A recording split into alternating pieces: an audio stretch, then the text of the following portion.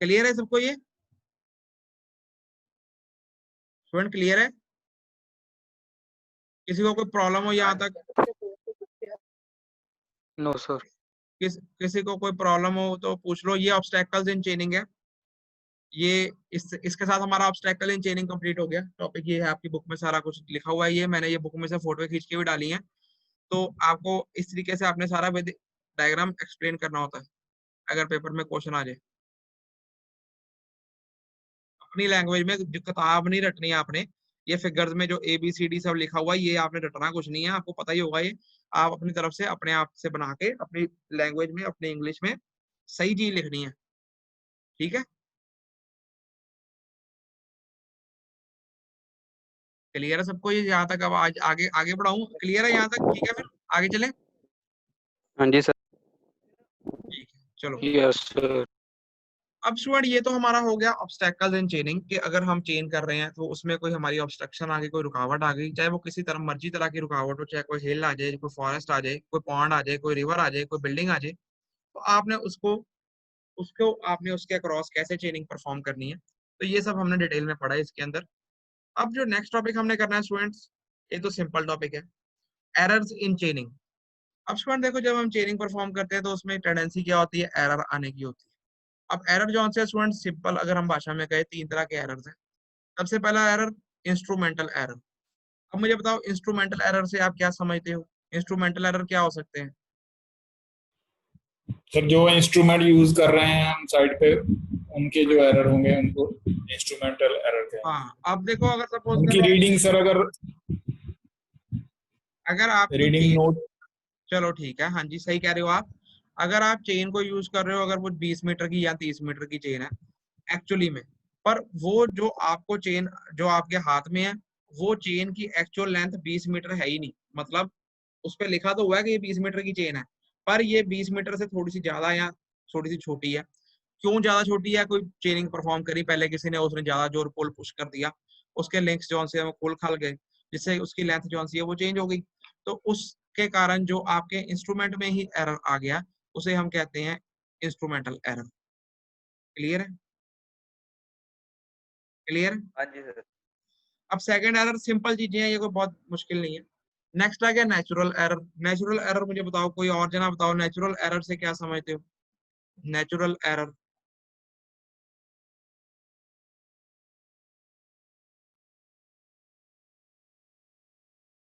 हाँ जी, natural error क्या होता है? क्या बोल रहे हो?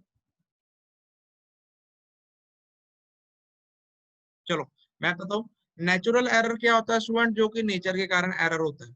अब देखो स्टूडेंट, अगर आप चेन खोल के बैठे हो, 30 मीटर की चेन खोल के बैठे हो, आप मेजरमेंट कर रहे हो, सपोज कर लो कोई आंधी तूफान आ गया, आपने चेन खींची हुई है, चेन अभी हवा में है, चेन थोड़ी हिल डुल जाएगी, है ना? है ना? मेरी आवाज मेरी आवाज आ रही है? Yes sir. अब जो चेंज ऑन सी है नेचर के कारण कोई अनअवॉइडेबल सर्कमस्टांस आ गया, नेचर के कारण चेंज ऑन सी है, वो हमारी एक्चुअल हम चेन लेंथ नहीं मेजर कर सके, तो वो नेचुरल एरर में आ जाती है। या कॉन्ट्रैक्शन एक्सपेंशन लगा लो। अब देखो गर्मियां हो गई, बहुत ज्यादा गर्मी पड़ रही है, तो उससे भी थोड़ा सा अगर आपकी चेन का कोफिशिएंट ऑफ लीनियर एक्सपेंशन लो है, मतलब अगर आपकी चेन उसके अंदर एक्सपैंड कर गई, अगर गर्मी बहुत ज्यादा हाई टेम्परेचर में, आपको मैंने बताया था टेंडेंसी होती है चेन के जो मटेरियल होता है उसकी क्या करती है, एक्सपेंशन हो जाती है, और सर्दियों में कंट्रैक्शन हो जाती है। अब अगर थोड़ी सी एक्सपैंड कर गई, तो 20 मीटर की चेन 20 मीटर की तो नहीं रही, है ना? तो ये जो एरर है जो नेचर के कारण होते हैं, तो इन एरर्स को हम नेचुरल एरर भी कह सकते हैं। क्लियर है? तीसरा एरर कौन सा लिखा है यहाँ पे? तीसरा एरर लिखा है पर्सनल एरर। पर्सनल एरर बताओ मुझे, पर्सनल एरर से क्या मतलब है?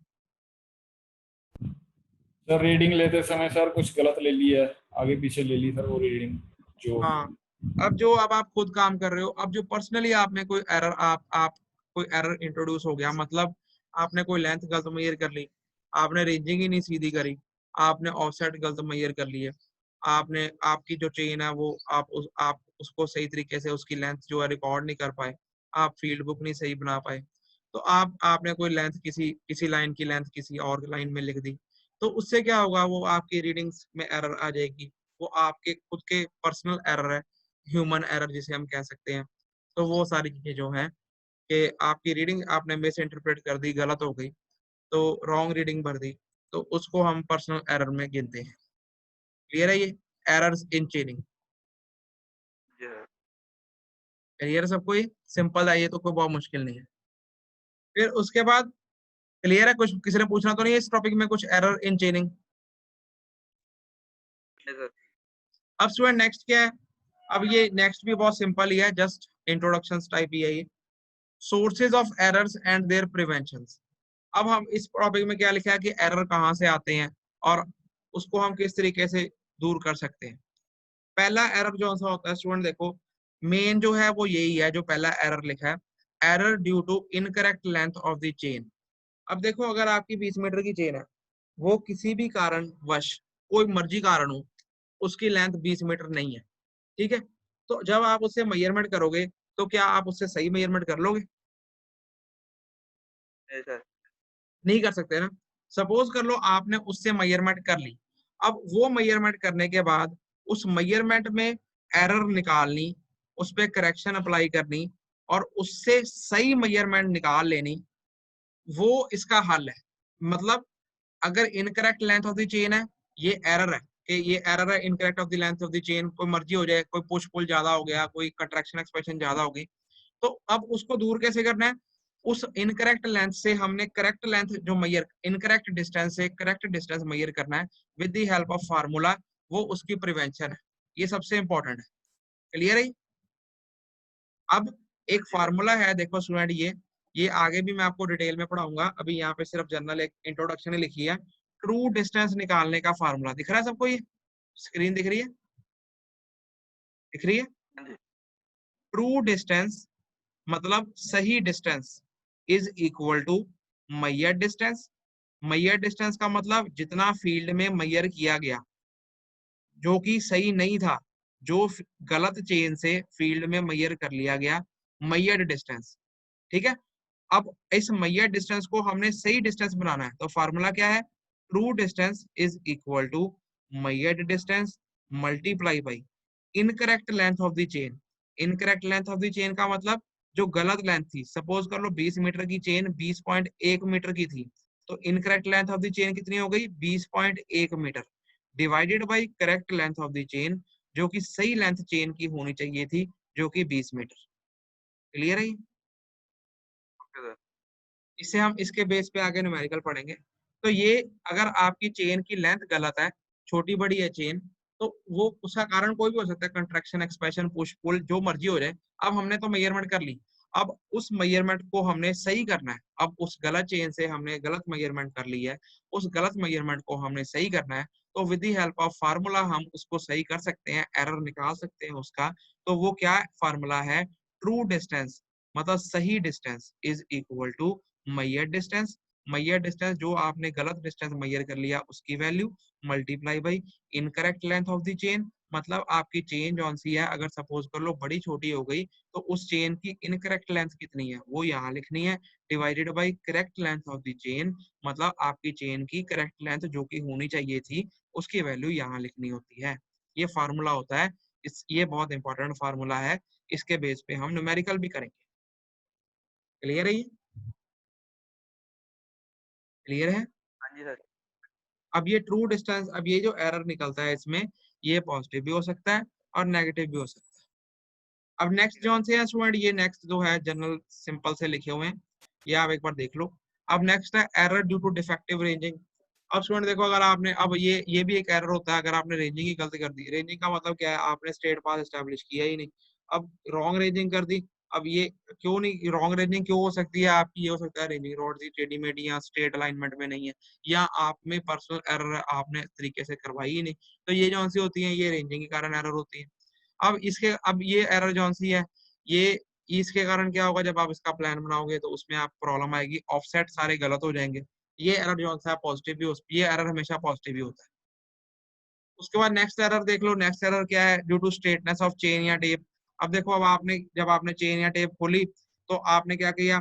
उसमें किंक्स पड़े रहे, मतलब किंक्स मतलब थोड़े से उसमें मतलब प्रॉपर खोली ही नहीं उसको आपने, तो उसके कारण जौन सी है 20 मीटर की चेन हमने तो देख लिया कि ये 20 मीटर है, पर एक्चुअल में 20 मीटर वो था ही नहीं।